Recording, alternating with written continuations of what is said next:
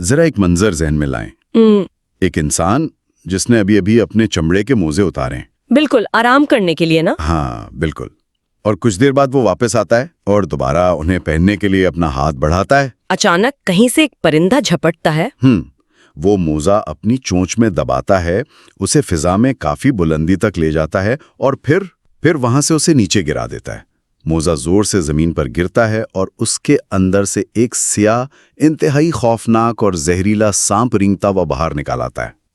یہ تو سن کر ہی خوف آتا ہے۔ بالکل نا۔ اور سننے والوں کے لیے حیرت کی بات یہ ہے کہ یہ کوئی داستانی کہانی یا کسی فلم کا سین نہیں ہے، یہ ایک تاریخی واقعہ ہے جو ہمارے آج کے ذرائع میں بالکل اسی طرح درج ہے۔ ہاں، اور میں بتاتی ہوں کہ اس واقعے کی سب سے حیرت انگیز بات یہ نہیں ہے کہ یہ صرف ایک معجزاتی بچاؤ کی کہانی ہے۔ تو پھر کیا ہے؟ اب معاشرے میں موت کتنی خاموشی سے اور کتنی غیر متوقع جگہوں پر چھپ کر بیٹھ سکتی تھی۔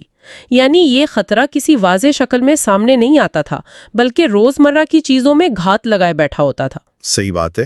عموماً جب ہم کسی جنگل یا صحرا کے بارے میں سوچتے ہیں نا، تو شیر یا بھیڑیے جیسے بڑے جانوروں کا خیال آتا ہے۔ بالکل، جو دور سے نظر آ جائیں۔ ہاں، جن کے قدموں کی آہٹ سنی جا سکے۔ لیکن آج کے اس تفصیلی جائزے میں ہم جس خطرے کو کھوجنے والے ہیں وہ بالکل مختلف ہے۔ ہمارے آج کے ذرائع، جن میں پرانی کتابیں، تاریخی روایات اور کلاسیکی لسانیات کے اوراق شامل ہیں، وہ ہمیں ایک ایسے پراسرار کردار سے ملواتے ہیں جسے پرانی عربی کتابوں میں الاسود السالخ کہا گیا ہے، یعنی ایک مخصوص سیاہ سانپ۔ بالکل، ایک کالا سانپ۔ آج ہمارا مقصد یہ جاننا ہے کہ کیسے یہ جانور محض ریت پر رینگنے والا کوئی عام جسمانی خطرہ نہیں رہا، بلکہ اس نے عربی زبان کی گرامر میں اپنی جگہ بنائی، ادب میں ایک زہریلا استعارہ بن گیا، اور پھر اس سے بھی آگے بڑھ کر انسان کے اپنے اعمال کی ایک زندہ اور خوفناک علامت بن گیا۔ یہ واقعی ایک بہت گہرا اور پرتوں والا موضوع ہے۔ اصل میں اگر ہم ان ذرائع کو ایک بڑی تصویر کے تناظر میں دیکھیں نا، تو ہمیں سمجھ آتا ہے کہ اس دور میں صحرا محض ایک جغرافیائی مقام نہیں تھا۔ ہاں، وہ تو ایک امتحان تھا پورا۔ بالکل، یہ بقا کی ایک مسلسل جنگ کی نمائندگی کرتا تھا۔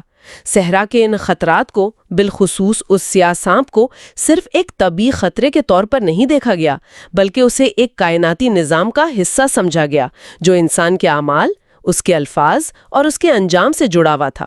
تو چلیں پھر اس سفر کا باقاعدہ آغاز کرتے ہیں۔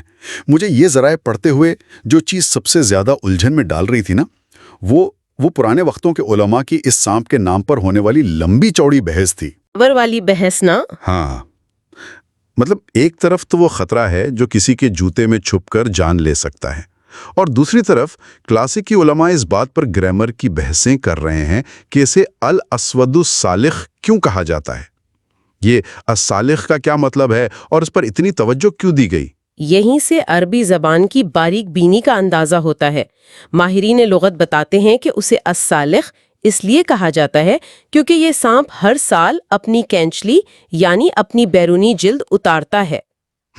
صحیح۔ عربی زبان میں سلخ کا مطلب ہی کھال یا چمڑا اتارنا ہے، تو یہ اس کا ایک انتہائی نمایاں حیاتیاتی عمل ہے۔ لیکن اس سے بھی زیادہ دلچسپ بات وہ لسانی اور گرامر کی بحث ہے جو امام اسمعی اور ابو زید جیسے جید علماء کے درمیان اس لفظ کے استعمال پر ہوئی۔ رکیں، مجھے یہ بات ٹھیک سے سمجھنے دیں۔ سانپ کا کیچلی اتارنا کوئی اتنی انوکھی بات تو نہیں نا؟ بالکل نہیں، زیادہ تر سانپ ایسا ہی کرتے ہیں۔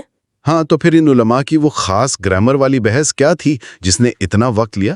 امام اسمعی اور ابو زید کا کہنا ہے کہ صالح دراصل ایک صفت کا صیغہ ہے، اور سب سے حیران کن بات یہ ہے کہ ان کے نزدیک اس کا کوئی مؤنث یعنی فیمینن صیغہ استعمال نہیں ہوتا۔ اچھا، کوئی مؤنث صیغہ نہیں؟ جی بالکل، یعنی اگر سانپ مادہ بھی ہو تب بھی اسے عربی میں اسود صالح ہی کہا جائے گا، صالحہ یا اسودان صالحہ نہیں کہا جائے گا۔ امام اسمعی کے نزدیک یہی قول سب سے زیادہ مستند ہے اور زبان کے اصولوں کے عین مطابق ہے۔ یہ تو بڑی عجیب بات لگتی ہے مجھے۔ مطلب لوگ صحرا کی سخت ترین زندگی میں بقا کی جنگ لڑ رہے ہیں، موت کا خطرہ سر پر منڈلا رہا ہے، اور یہ لغت کے ماہرین اس بات پر اٹکے ہوئے ہیں کہ سانپ کا مؤنث صیغہ کیا ہوگا اور کیا نہیں ہوگا۔ ہاں، بظاہر تو ایسا ہی لگتا ہے۔ یہ تو ایک بالکل غیر ضروری سی بحث لگتی ہے جب آپ کی جان خطرے میں ہو۔ بظاہر یہ واقعی ایک خالص علمی اکیڈمک مشغلہ لگتا ہے، لیکن نہ اس کے پیچھے ایک گہری نفسیاتی حقیقت کام کر رہی ہے۔ بات دراصل یہ ہے کہ زبان ہمیشہ انسانی خوف، مشاہدے اور ضرورتوں کے ارد گرد گھومتی ہے۔ وہ کیسے؟ دیکھیں، جب کوئی خطرہ اس قدر شدید اور مطلق ہو کہ اس کے ڈسنے کا مطلب ہر صورت میں یقینی موت ہو، تو انسانی ذہن کے لیے اس کی جنس کی تمیز کرنا بالکل بے معنی ہو جاتا ہے۔ مطلب خطرہ بس خطرہ ہے۔ بالکل، وہ سانپ نر ہو یا مادہ، اس سے انسانی جان کے ضیاع پر کوئی فرق نہیں پڑتا۔ اس لیے زبان نے بھی اسے ایک ہی مطلق صیغے میں قید کر دیا۔ زبردست، یہ تو بہت کمال کی نفسیاتی توجیہ ہے۔ اور مزے کی بات یہ ہے کہ یہ باریک بینی صرف اس ایک سانپ تک محدود نہیں تھی۔ اگر ہم ان ذرائع کو مزید غور سے دیکھیں تو ان پرانی کتابوں میں صحرائی اور دریائی جانوروں کی درجہ بندی پر حیران کن کام موجود ہے۔ مثال کے طور پر اسی لغوی بحث کے متصل اس کنکور کا ذکر ملتا ہے۔ ہاں، میں نے بھی مصباح اللغات کے حوالے میں اس کنکور کے بارے میں پڑھا تھا۔ یہ کوئی دریائی جانور ہے شاید؟ جی، اس کنکر ایک دریائی جانور ہے جو گرم ممالک میں پایا جاتا ہے۔ یہ گرگٹ سے تھوڑا بڑا ہوتا ہے اور اس کی دم چھوٹی ہوتی ہے۔ یہ حوالہ دینے کا مقصد یہ ہے کہ کلاسیکی دور کے یہ علماء محض بند کمروں میں بیٹھ کر خیالی زبان نہیں بنا رہے تھے۔ ہاں، وہ باقاعدہ فیلڈ ورک کر رہے تھے۔ بالکل، وہ اپنے ماحول کے ایک ایک جاندار کا حیاتیاتی مطالعہ کر رہے تھے۔ انہیں معلوم تھا کہ کون سا جانور کینچلی اتارتا ہے، کس کی بناوٹ کیسی ہے، کس کا زہر کتنا مہلک ہے۔ دراصل یہ علم اس مخصوص ماحول میں بقا کا علم تھا۔ صحیح، تو ہم یہ کہہ سکتے ہیں کہ یہ جو گرامر اور ناموں کی بحث تھی، یہ دراصل قدیم دور کا ایک طرح کا رسک مینجمنٹ تھا۔ بہت عمدہ اصطلاح استعمال کیا آپ نے۔ ہاں نا، جب انسان کسی جانور کو درست طور پر پہچان لے، اس کا نام رکھ لے، تو وہ خوف کو ایک دائرے میں لے آتا ہے۔ لیکن پہچاننے کے بعد بھی عملی زندگی میں اس مسلسل خوف کے ساتھ جینا کتنا مشکل ہوگا۔ بے شک۔ آج تو چلیں اینٹی وینم موجود ہیں، علاج ہے، لیکن اس دور میں روزمرہ کی زندگی میں اس خطرے سے عملی طور پر کیسے نمٹا جاتا تھا؟ اس دور میں اس خطرے سے نمٹنے کے لیے عملی احتیاط کے ساتھ ساتھ روحانی دفاع پر بہت زیادہ انحصار کیا جاتا تھا۔ روحانی دفاع سے آپ کی مراد دعائیں وغیرہ؟ ہاں، مثال کے طور پر حضرت عبداللہ بن عمر سے ایک دعا مروی ہے جو سفر کے دوران رات کے وقت پڑھی جاتی تھی۔ اس دعا کے الفاظ بہت غور طلب ہیں۔ اس میں زمین کے شر سے، اس کے اندر موجود خزانوں یا پوشیدہ چیزوں کے شر سے، اور بالخصوص اسود یعنی سیاہ سانپ، بچھوؤں اور ساکن البلد سے پناہ مانگی گئی ہے۔ ایک منٹ، ساکن البلد، اس کا سیاہ سانپوں اور بچھوؤں کے ساتھ کیا تعلق ہے؟ اس سے کیا مراد لی گئی ہے؟ یہ بہت اہم سوال ہے۔ ساکن البلد سے مراد جنات، ابلیس اور شیاطین ہیں۔ اب ذرا اس دعا کی ساخت پر غور کریں۔ اچھا، ہاں، ایک ہی دعا میں ظاہری اور باطنی دونوں طرح کے مہلک خطرات سے یکجا پناہ مانگی جا رہی ہے۔ سیاہ سانپ کو شیطان اور جنات کی صف میں لا کر کھڑا کر دیا گیا ہے۔ واہ! یہ اس بات کی نشاندہی کرتا ہے کہ اس سانپ کو محض ایک طبعی خطرہ نہیں سمجھا جاتا تھا، بلکہ اس کی ہلاکت خیزی کو غیر مرئی اور شیطانی طاقتوں کے مساوی درجہ دیا گیا تھا۔ اور یہ بات اس واقعے سے بالکل ثابت ہوتی ہے جس کا ذکر ہم نے بالکل شروع میں کیا تھا۔ وہ موزے والا واقعہ؟ جی بالکل، وہ پرندے اور موزے والا واقعہ دراصل نبی اکرم صلی اللہ علیہ وسلم کے ساتھ پیش آیا تھا جب آپ قضائے حاجت کے لیے تشریف لے گئے تھے۔ یہ الموجم الاوسط اور کتاب الدعوات الکبیر کی روایت ہے۔ بالکل صحیح۔ اس سے اندازہ ہوتا ہے کہ یہ خطرہ کس قدر خاموش اور پوشیدہ ہو سکتا تھا۔ اور مجھے ایک اور بات پر شدید حیرت ہوئی۔ میں سوچ رہا تھا کہ یہ سانپ اس قدر دہشت کی علامت بن چکا تھا کہ عبادات کے احکامات تک اس سے متاثر ہوئے۔ ہاں، وہ نماز والا حکم۔ بالکل، صحیحین کی روایات میں واضح حکم موجود ہے کہ نماز کی حالت میں بھی سانپ اور بچھو کو مارا جا سکتا ہے۔ یہ ایک بہت غیر معمولی شرعی استثناء ہے، آپ خود سوچیں۔ ہاں نا، نماز میں تو ہلنا جلنا بھی منع ہے۔ بالکل، نماز جیسی کیفیت جہاں انسان کا رابطہ براہ راست اپنے خالق سے ہوتا ہے، جہاں دنیا کی ہر چیز سے کٹ جانے اور مکمل سکون کا حکم ہوتا ہے، وہاں نہیں اس سیاہ سانپ کو مارنے کی اجازت دی گئی ہے۔ یہ اس بات کی حتمی دلیل ہے کہ قدیم اسلامی معاشرے میں انسانی جان کی حفاظت کو کس قدر اولین ترجیح دی گئی تھی اور یہ خطرہ کس درجے کا تسلیم شدہ تھا۔ یہ تو ایک بہت گہری بات ہے۔ مطلب نماز میں معمولی سی حرکت بھی منع ہوتی ہے، لیکن یہاں ایک جانور کو مارنے کی باقاعدہ اجازت دی جا رہی ہے۔ اس سے سمجھ آتا ہے کہ یہ کوئی وہم نہیں تھا۔ لیکن کیا؟ جب کوئی جسمانی خطرہ اتنا بڑا ہو جائے کہ وہ آپ کے روزمرہ کے اعمال اور قانون میں شامل ہو جائے نا، تو پھر وہ معاشرے کی نفسیات کا مستقل حصہ بن جاتا ہے۔ اور ہم جانتے ہیں کہ عرب معاشرے کی نفسیات کا سب سے بڑا عکس ان کی شاعری تھی۔ ہاں، شاعری تو ان کا اوڑھنا بچھونا تھی۔ مجھے حیرت اس بات پر ہوئی کہ اس کالے سانپ کا زہر جسم سے نکل کر استعارے کے طور پر، یعنی میٹافر کے طور پر الفاظ میں کیسے شامل ہو گیا۔ یہ زبان اور معاشرے کا ایک بہت فطری ارتقا ہے۔ جب کوئی چیز ذہنوں پر اتنا گہرا اثر ڈالتی ہے نا، تو وہ زبان کا محاورہ بن جاتی ہے۔ صحیح۔ ہمارے ذرائع میں ذکر ہے کہ امام شافعی نے اپنے اشعار میں ایک انتہائی تیز زبان اور لوگوں کو نقصان پہنچانے والے شاعر کو اسود صالح کا لقب دیا ہے۔ یعنی ایک ایسا شاعر جو بولنے میں تو ماہر ہو، لیکن اس کے الفاظ سیاہ سانپ کی طرح زہریلے ہوں۔ بالکل، اور انہوں نے اس شاعر کی شاعری کو باقاعدہ سانپ کے لعاب یعنی اس کے زہر سے تشبیہ دی ہے۔ لیکن کیا ہم یہاں تھوڑی مبالغہ آرائی نہیں کر رہے ہیں؟ مبالغہ رہی کس لحاظ سے؟ مطلب کیا واقعی الفاظ اتنے مہلک ہو سکتے ہیں کہ انہیں صحرا کے سب سے زہریلے سانپ سے تشبیہ دی جائے؟ آخر الفاظ سے کسی کی جان تو نہیں جاتی نا؟ یہ سوال بہت اہم ہے، اور اس کا جواب اس دور کے عرب معاشرے کی ساخت میں چھپا ہے۔ قدیم عربوں کے ہاں شاعری محض تفریح کا ذریعہ نہیں تھی۔ تو پھر کیا تھی؟ یہ ان کا میڈیا تھا، ان کی تاریخ محفوظ کرنے کا طریقہ تھا، اور میدان جنگ سے باہر ان کا سب سے بڑا ہتھیار تھا۔ اچھا، یعنی انفارمیشن وارفیئر۔ بالکل، ایک شاعر کے کہے ہوئے چند مصرے کسی قبیلے کو ہمیشہ کے لیے ذلیل کر سکتے تھے، ان کے رشتے ناطے ختم کروا سکتے تھے، یا انہیں عزت کی بلندیوں پر پہنچا سکتے تھے۔ اس معاشرے میں عزت ہی زندگی تھی۔ تو جب امام شافعی کسی دشمن کی کاٹ دار باتوں کو کالے سانپ کے زہر سے ملا رہے ہیں، تو اس کا مطلب یہ ہے کہ وہ زہر بظاہر خون میں نہیں اتر رہا، لیکن وہ معاشرتی رگوں میں اتر کر ایک پورے قبیلے کی معاشرتی موت کا سبب بن رہا ہے۔ 100% درست۔ اور معاشرتی موت جسمانی موت سے کسی صورت کم نہیں تھی۔ یہ بات اب بالکل واضح ہو رہی ہے، اور شاید اسی لیے ابن ہشام کی شاعری میں بھی اس کا ذکر اتنی شدت سے ملتا ہے۔ میں نے ذرائع میں پڑھا کہ انہوں نے دشمنی اور عداوت کو ایک اندھے سیاہ سانپ کے ڈسنے سے ملایا ہے، لیکن اندھی کی تخصیص کیوں؟ سانپ کا زہریلا ہونا تو سمجھ آتا ہے، اندھا سانپ کیوں کہا گیا؟ کیونکہ اندھا سانپ سب سے زیادہ خطرناک ہوتا ہے۔ وہ بغیر کسی اشتعال کے، خطرے کا اندازہ لگائے بغیر اندھا دھند حملہ کرتا ہے۔ وہ دیکھ نہیں سکتا تو وہ ہر چیز کو خطرہ سمجھتا ہے۔ بالکل، وہ یہ تمیز نہیں کرتا کہ سامنے کون ہے۔ بالکل اسی طرح جیسے کسی کی اندھی دشمنی یا عداوت ہوتی ہے جو بغیر سوچے سمجھے ہر رشتے اور ہر تعلق کو ڈس لیتی ہے۔ ابن ہشام کا یہ استعارہ ظاہر کرتا ہے کہ اندھا سانپ دراصل بے قابو اور غیر منطقی نفرت کی علامت تھا۔ کیا زبردست اور گہری تشبیہ ہے! الفاظ کا زہر اور اندھی نفرت۔ ہم نے دیکھا کہ کیسے یہ کالا سانپ صحرا کا ایک جسمانی خطرہ تھا، اور پھر شاعری میں الفاظ اور دشمنی کا زہر بن گیا۔ بالکل۔ یہاں تک تو بات سمجھ آتی ہے کہ استعارے کا استعمال کیسے ہوا، لیکن اب ہم ان ذرائع کے اس حصے کی طرف بڑھ رہے ہیں جو سب سے زیادہ لرزہ خیز ہے۔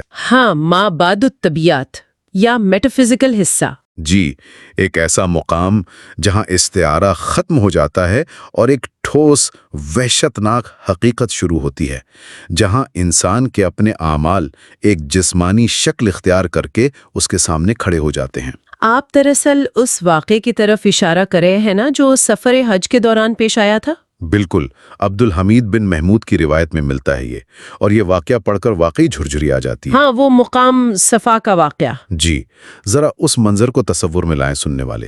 کچھ لوگ حج کے سفر پر جا رہے تھے۔ مقام صفا پر ان کے ایک ساتھی کا اچانک انتقال ہو گیا۔ اب ظاہر ہے صحرا کا سفر تھا، انہیں اسے وہیں دفنانا تھا۔ انہوں نے اس کے لیے قبر کھودی۔ اور پھر جو انہوں نے دیکھا؟ ہاں، جب انہوں نے مٹی ہٹائی تو کیا دیکھا کہ اس قبر میں ایک انتہائی خوفناک سیاہ سانپ بیٹھا ہوا ہے۔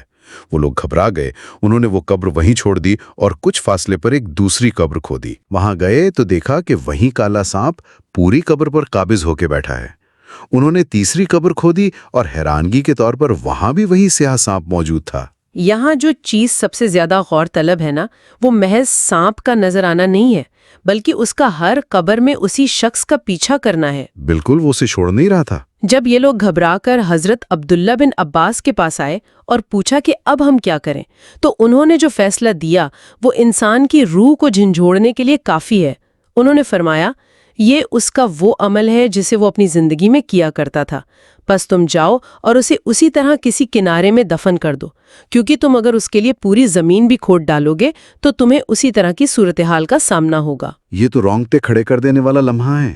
مطلب عبداللہ بن عباس واضح کر رہے ہیں کہ یہ کوئی عام سانپ نہیں ہے، یہ زمین کا جانور نہیں ہے جو اتفاقاً وہاں آ گیا ہو۔ جی ہاں، وہ اعمال کی تجسیم تھی۔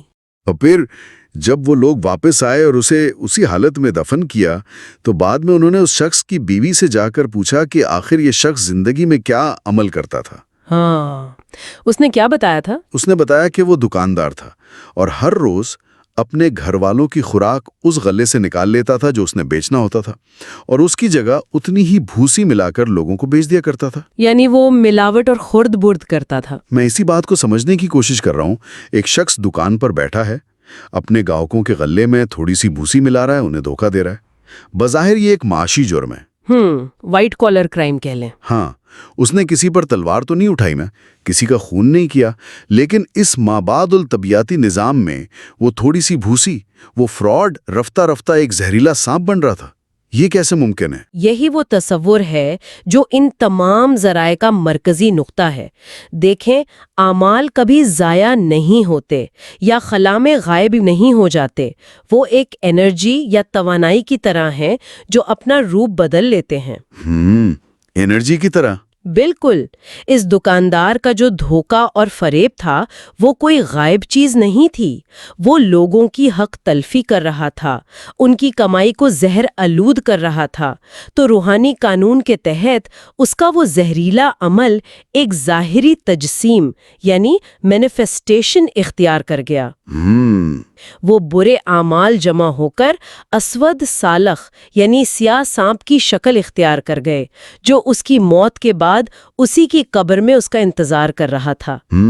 یہ تو ایسے ہی ہے جیسے انسان کے خفیہ معاشی جرائم، اس کی بددیانتیاں ایک ٹائم بم کی طرح اس کی اپنی قبر میں اس کا انتظار کر رہے ہوں۔ انسان سمجھتا ہے کہ اس نے آج ایک چھوٹا سا ناجائز منافع کما لیا ہے، لیکن اصل میں وہ اپنے لیے ایک اسود سالخ پال رہا ہوتا ہے۔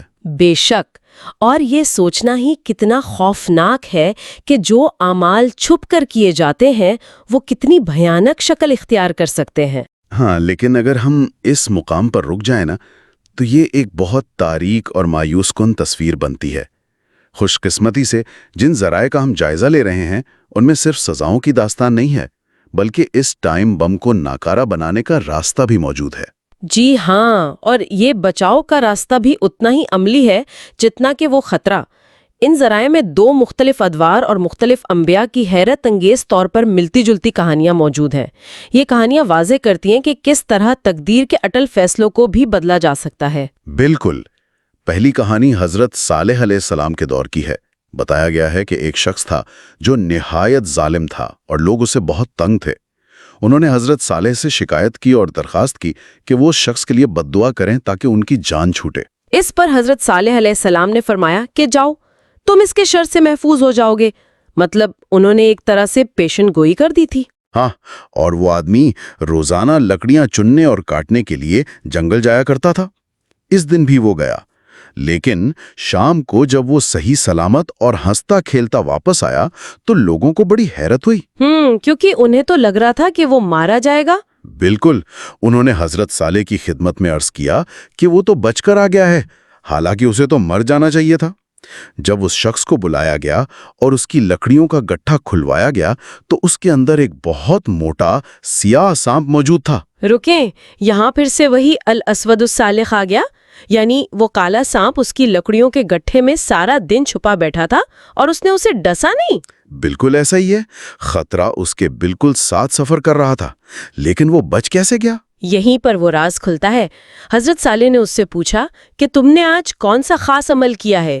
اس نے بتایا کہ آج میرے پاس صرف 2 روٹیاں تھیں، میں نے ایک روٹی خود کھائی اور دوسری ایک مسکین کو صدقہ کر دی۔ زبردست۔ تو حضرت صالح نے فرمایا کہ تمہارے اسی عمل یعنی صدقے کی وجہ سے اللہ تعالیٰ نے تمہیں اس سیاہ سانپ سے نجات دی۔ میں اس زبردست پیٹرن پر حیران ہو رہا ہوں کیونکہ بالکل یہی واقعہ معمولی سی تبدیلی کے ساتھ ایک اور دور میں بھی ملتا ہے۔ حضرت عیسیٰ علیہ السلام کے دور میں نا؟ جی ہاں، ایک جماعت گزر رہی تھی، حضرت عیسیٰ نے انہیں دیکھ کر فرمایا کہ ان میں سے ایک شخص کی موت آج واقع ہو جائے گی، لیکن وہ شخص شام کو اپنا لکڑیوں کا گٹھا لیے صحیح سلامت واپس آ گیا۔ اور پھر اس کا بھی گٹھا کھلوانا گیا؟ بالکل، اور جب اس کا گٹھا کھلوایا گیا تو حیرت انگیز طور پر اس میں بھی ایک سیاہ سانپ موجود تھا، اور جب حضرت عیسیٰ نے اس سے پوچھا کہ تو نے آج کیا عمل کیا ہے تو اس نے بھی بالکل وہی جواب دیا کہ میرے پاس روٹی کا ایک ٹکڑا تھا جو میں نے ایک مسکین کو دے دیا۔ یہ دونوں واقعات جو مختلف زمانوں میں پیش آئے ایک بہت بڑے اور ہماگیر روحانی قانون کی طرف اشارہ کرتے ہیں۔ الصدقۃ ترد البلا، یعنی صدقہ بلا کو ٹال دیتا ہے۔ اب دونوں کہانیوں میں مماثلت دیکھیں۔ ہاں، دونوں میں لکڑیاں، سانپ اور روٹی ہے۔ بالکل، موت کا سامان وہ سیاہ سانپ دونوں کے لکڑیوں کے گٹھے میں موجود تھا۔ خطرہ ان کے کندھوں پر سوار تھا، بالکل قریب تھا، لیکن اس روٹی کے ٹکڑے کی برکت اور طاقت نے اس مہلک سانپ کو ڈسنے سے روکے رکھا۔ دو مختلف ادوار کی کہانیاں، لیکن ان کے اجزاء بالکل ایک جیسے۔ کیا ہم اس کا یہ مطلب لے سکتے ہیں کہ یہ جو لکڑیوں کا گٹھا ہے جس کا ذکر دونوں جگہ ہوا ہے، یہ دراصل ہماری روزمرہ زندگی کی مشقتوں، ہماری ذمہ داریوں اور بوجھ کی علامت ہے؟ یہ بہت گہری بات کی آپ نے۔ ہاں نا، انسان روزانہ اپنا لکڑیوں کا گٹھا اٹھاتا ہے اور اس گٹھے کے اندر نہ جانے کون سے مخفی خطرات، اچانک آنے والی مصیبتیں، بیماریاں یا حادثات ایک چھپے ہوئے سیاہ سانپ کی طرح موجود رہتے ہیں۔ بہت خوبصورت اور گہرا تجزیہ ہے۔ اور وہ جو روٹی کا ٹکڑا ہے وہ دراصل انسان کی وہ چھوٹی سی نیکی، وہ ہمدردی اور وہ خالص صدقہ ہے جو وہ بظاہر بہت معمولی سمجھ کر کسی مستحق کے حوالے کر دیتا ہے۔ بالکل۔ لیکن کائنات کے اس پوشیدہ اور طاقتور نظام میں وہ بظاہر معمولی سی روٹی کا ٹکڑا اس خوفناک کالے سانپ کے زہر پر بھاری پڑ جاتا ہے۔